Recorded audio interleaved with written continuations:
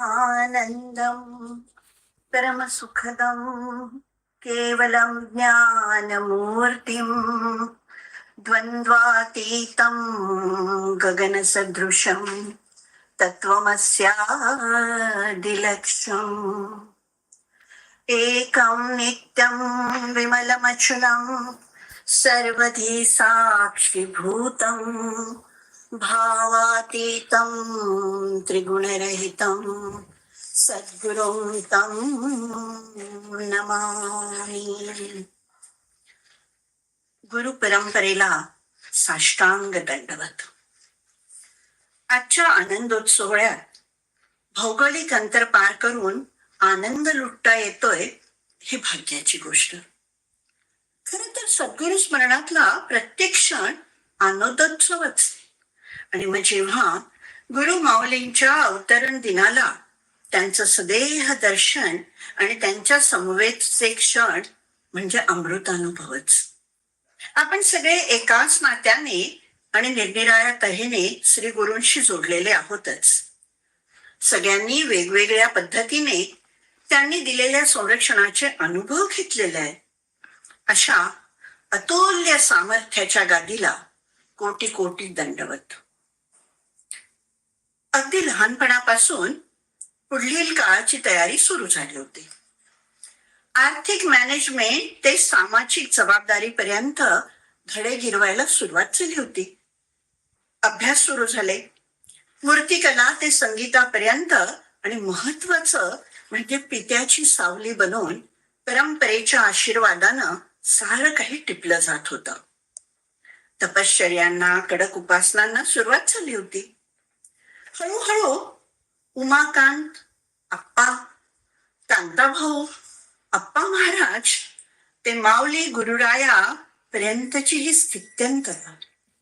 हा प्रवास सहज सुलभ नव्हताच. कल्पनातीत अडचणी प्रसंगांना सामोरं जावं लागलं. बरं, प्रपंच एकट्याच सीमित नव्हताच. वसुधैव कुटुंबकम जगणाऱ्या ह्या विभूती. पण भगवती ठाईची भक्ती, सद्गुरूंवरची निष्ठा ह्यांनी साऱ्या अनुभवातून पार करून नेलं. अनेकाविध अग्निपरीक्षेतून हे सोनं उजळून निघालं. आजच्या मार्केटिंगच्या जमान्यात छोट्या छोट्या गोष्टींनी स्वतःचे महत्व वादातीत करणारे आसपास पाहत असताना परमपूज्य अप्पा महाराजांचं वेगळेपण अधिकच लक्षात येतं. मी केलं, माझ्यामुळे, मी सांगितलं हे त्यांच्या शब्दकोशातच नाही. सावली बनवून पित्याकडून हेही आत्मसात केलं. साधा शांत स्मितहास्य ल्यालेला चेहरा पाहताच मन शांत होत. बरं, वागणं बोलणं इतकं साधं की समोरच्याला जवळकीची भूलच पडते. आणि सहजपणे वावरणारी ही शक्ती किती प्रचंड आहे हे लक्षात येण्यास वेळ लागतो. प्रत्येकाशी हसून सहजपणे बोलताना त्या सुप्त तेजाची शीतलताच जाणवते. आपण खरं तर वाचलं ऐकलं की कडक तपश्चर्यांनी ऋषीमुनी संतापी होत. पण आप्पा महाराजांच्या बाबत इतकी पुरस्चरण करून त्या गायत्रीच्या तळपत्या तेजाला चंद्राची शीतलता आली. आणि म्हणूनच त्या शांत स्वरूपाला मोकळेपणानं सर्व सांगून मार्ग शोधणं अगदी अपरिचितालाही सहज शक्य वाटतं. आपल्या कुणाच्याही यशाच्या कर्तृत्वाच्या बद्दल ज्या कौतुक भरल्या नजरेनं ऐकतात, साऱ्या दुनियेची बक्षिसं मिळून जातात. गोष्टी छोट्या असतात, पण ही गुणग्राहकता पाठीवरची थाप आयुष्यभराकरता परवलीचा शब्द बनतात. खरं तर त्यांच्या कार्याची व्याप्ती पाहता हे विशेष काहीच नसतं. परंतु स्वतःची महानतेची झूल आसपासही न ठेवता समोरच्याला कसं उत्साहित करावं ह्याचा हा वस्तुपाठ आहे. प्रत्येकाच्या प्रश्नांना तेवढ्याच आपुलकीनं लक्ष देऊन आधार देणं सोपं काम नाहीये. सर्व स्तरांवरती किती ऊर्जा वापरावी लागते. पण कितीही थकले तरी चेहऱ्यावरचं आश्वासक स्मित कायमच असतं. शारीरिक व्याधीग्रस्त असताना सुद्धा शिष्यांच्या साठी येऊन केलेली उपासना प्रवचन त्यांची तळमळ दाखवतात. आपल्या मर्यादित संसारातील अडचणी आपल्याला पर्वतप्राय वाटतात, पण परमपूज्य आप्पा महाराजांनी येऊ शकतात त्या सर्व तऱ्हेच्या अडचणींना सामोरे जाताना देखील आसपासच्यांना आश्वस्तच ठेवलं होतं. खूप शारीरिक कष्ट करावे लागले, पण अखेरीस आई साहेब सांभाळतीलच आणि महाराज पाठीशी आहे ह्या विश्वासाची इतकी दृढता होती की त्यातून बाहेर पडले. आज इथलं स्वरूप पाहताना आनंद होतोच, पण इथपर्यंत येण्यासाठी परमपूज्य आप्पा महाराजांनी जे कष्ट घेतले तेही आपण लक्षात घेतले पाहिजे, कारण आपल्यासाठी ते अभ्यासाचे धडे आहेत. नम्रतेचा बाळकडू सौ आई आणि अण्णा स्वामींकडून मिळालेलंच होतं आणि आजही ते तसंच आहे. त्यांच्या रचना कलाविष्कार आपण सारे त्याचा अनुभव घेतोच. सद्गुरू ह्या भूमिकेतून त्यांचे आलेले अनुभव किती विविध तऱ्हेचे आहेत, पण ही ताकद येईपर्यंतचा प्रवास समजून घ्या. जन्माने मिळवलेला वारसा एवढं पुरेसं नसतं, तर त्याची धुरा सांभाळणारे समर्थ बाहू तयार करावे लागतात. हे सतीचं वाण आहे. कितीतरी स्तरांवरच्या त्यागाचं हे फळ आहे. परमपूज्य आप्पांचे कडक नियम पाहिले तरी ते लक्षात येतं आणि समजते महाराजांची सुसूत्रता. लहान वयातच आलेला जनसंपर्क पुढच्या कार्याचा पायाच होता. त्यातील भिन्नता वसुंधरेच्या नाना रत्नांची ओळख करून देत होता. परिस्थिती प्रश्न दाखवत होती जिला पुढे इतरांच्या कल्याणासाठी सामोरं जायचं होतं. ह्यातून तयारी करून घेतली जात होती. हातात शक्तिदंड घेण्याची, बहुजन हिताय ही परंपरा पुढे नेण्याची.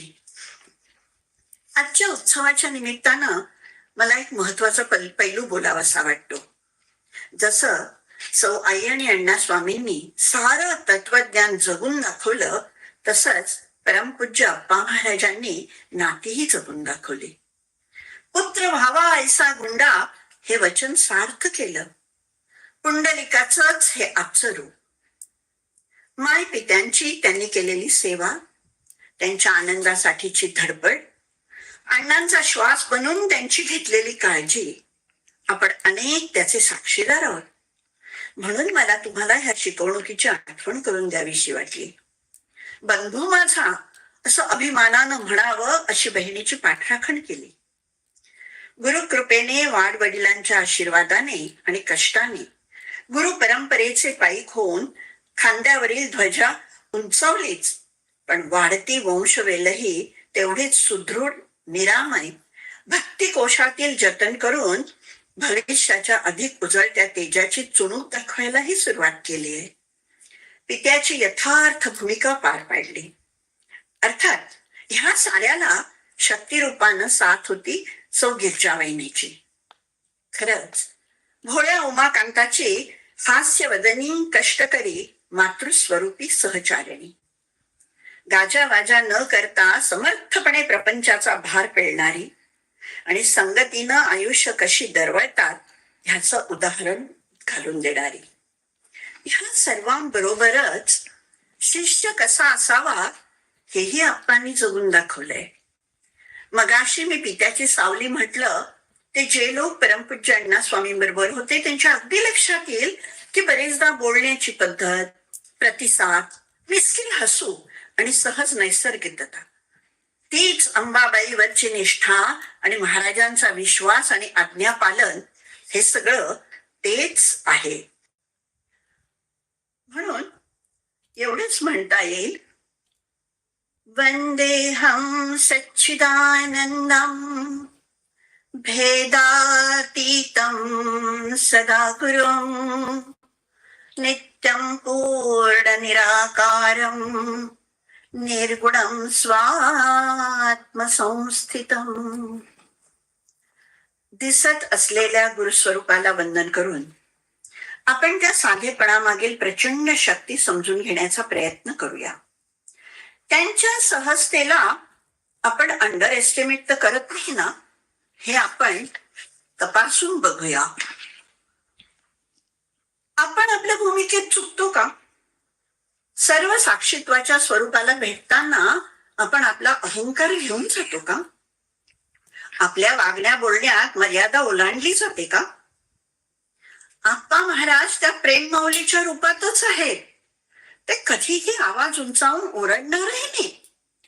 पण म्हणून त्या साधेपणा मागची ताकद आपण विसरतोय का?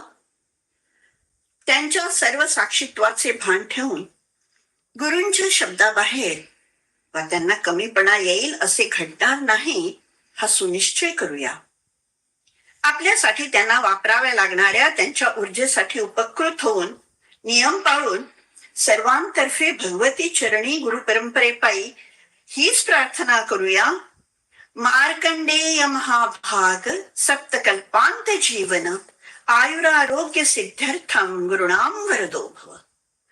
शतं जीव शरदो वर्धमानः शतं हेमंतान शतं वसंतान शतं इंद्राग्नि सविता बृहस्पतिः शतायुषां हविष्यमं पुनर्दुः जीवेम शरदः शतं नन्दाम शरदः शतं प्रब्रवाम शरदः शतं अदिनः स्याम शरदः शतं.